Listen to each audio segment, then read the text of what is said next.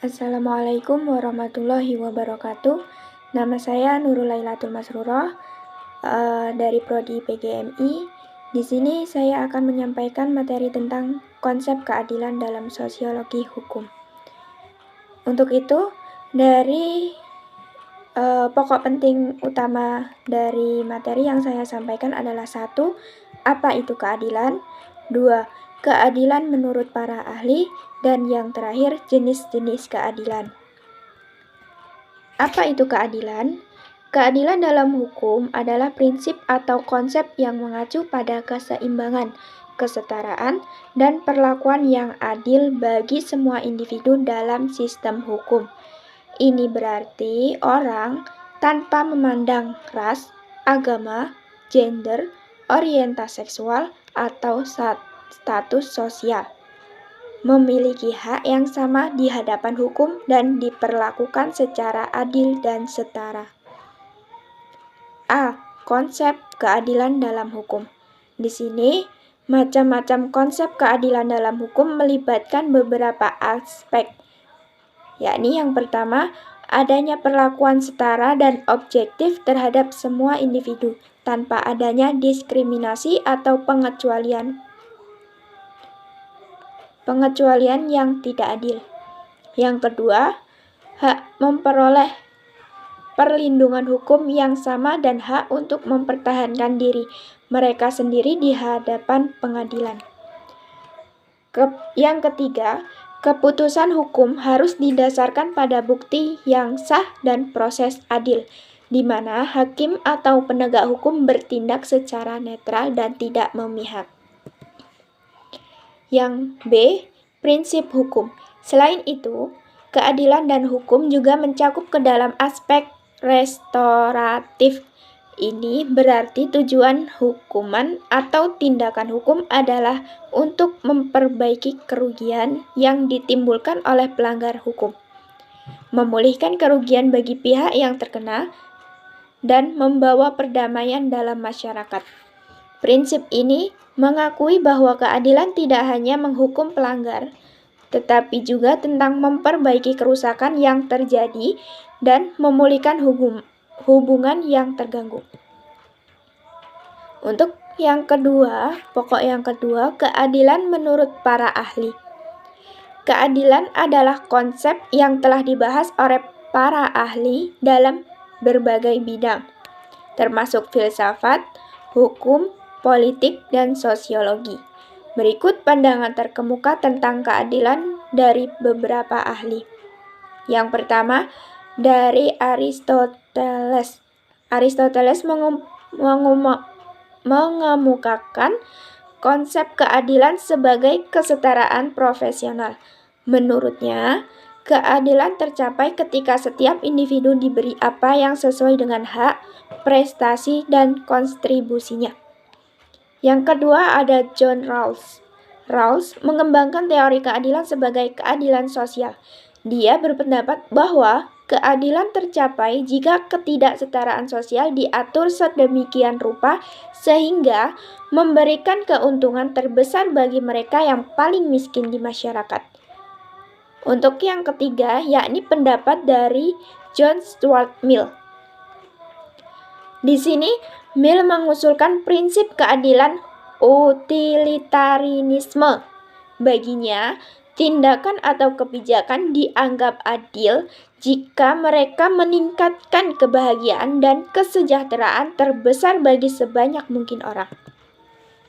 Untuk yang keempat, yakni dari Immanuel Kant. Kant mengungkapkan keadilan sebagai prinsip universal dan objektif. Baginya, keadilan tercapai ketika individu diperlakukan sebagai tujuan dan dalam dirinya sendiri, bukan sebagai alat untuk mencapai tujuan orang lain. Yang kelima, yakni Amartya Sen. Sen mengembangkan pendekatan keadilan yang berfokus pada kemampuan, capabilities. Dia berpendapat bahwa keadilan harus diukur dengan kemampuan individu atau mencapai fungsi-fungsi dasar dalam kehidupan mereka. Yang keenam, Martha Nussbaum. Nussbaum juga menganut pendekatan keadilan berbasis kemampuan, capabilities. Dia mengidentifikasi daftar kemampuan dasar yang harus dijamin oleh masyarakat agar keadilan terwujud, termasuk kesehatan, pendidikan, kebebasan politik, dan partisipasi dalam kehidupan sosial. Yang ketujuh ada Ronald Dworkin. Dworkin mengusulkan pandangan keadilan sebagai kesetaraan dalam perlakuan. Baginya, keadilan tercapai ketika setiap individu diperlakukan secara adil dan setara dalam hak dan kesempatan, tanpa memperhatikan hasil atau konsekuensi yang dihasilkan. Selanjutnya yakni ada jenis-jenis keadilan. Yang pertama, keadilan distributif. Keadilan distributif berkaitan dengan distribusi sumber daya, kekayaan, keuntungan, atau beban di dalam masyarakat.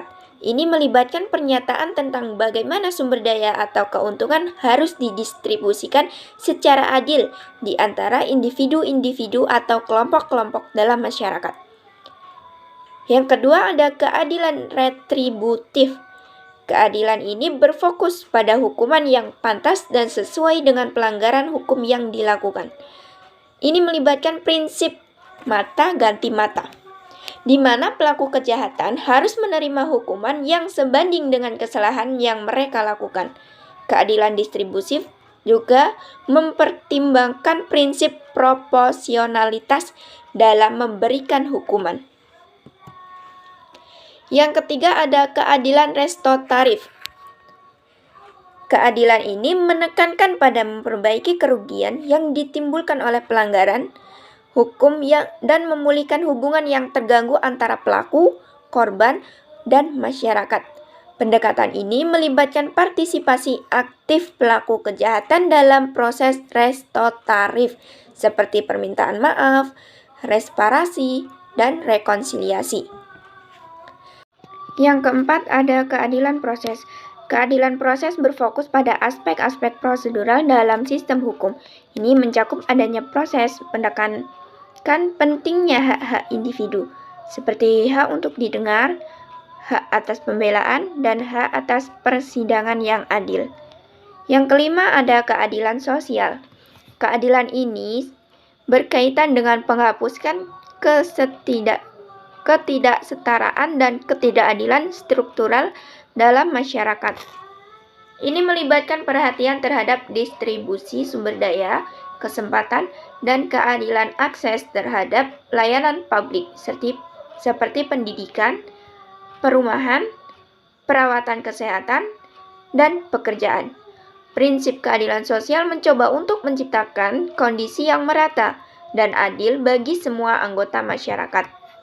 Yang keenam, ada keadilan korporat. Keadilan korporat berkaitan dengan bagaimana perusahaan atau organisasi bertanggung jawab terhadap pemangku kepentingan mereka, seperti karyawan, pemegang saham, pelanggan, dan masyarakat secara umum. Ini melibatkan pernyataan tentang bagaimana keuntungan dan kebijakan perusahaan harus dibagi secara adil di antara berbagai pihak yang terlibat. Yang ketujuh, keadilan intergenerasional. Keadilan ini menyoroti pentingnya mempertimbangkan keadilan dan hak generasi masa depan dalam pengambilan keputusan. Ini melibatkan pernyataan tentang tanggung jawab kita untuk menjaga lingkungan, sumber daya alam, dan kondisi sosial yang akan berpengaruh pada generasi mendatang. Yang kedelapan ada keadilan gender. Keadilan ini berfokus pada pemahaman dan perlakuan yang adil terhadap individu berdasarkan jenis kelamin. Ini melibatkan penghapusan diskriminasi gender, kesetaraan akses terhadap kesempatan dan sumber daya, serta pengakuan dan penghargaan terhadap peran dan kontribusi yang beragam dari individu berjenis kelamin yang berbeda.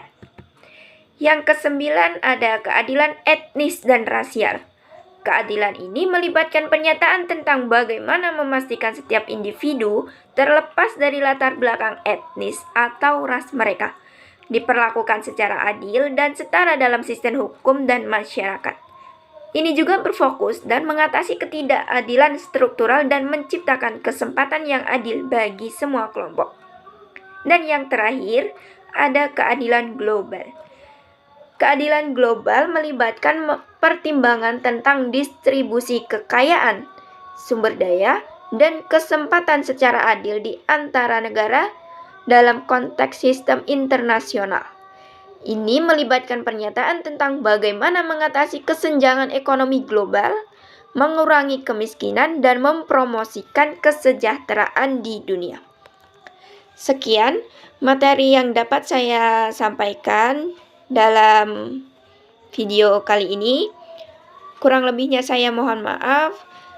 Saya akhiri. Wassalamualaikum warahmatullahi wabarakatuh.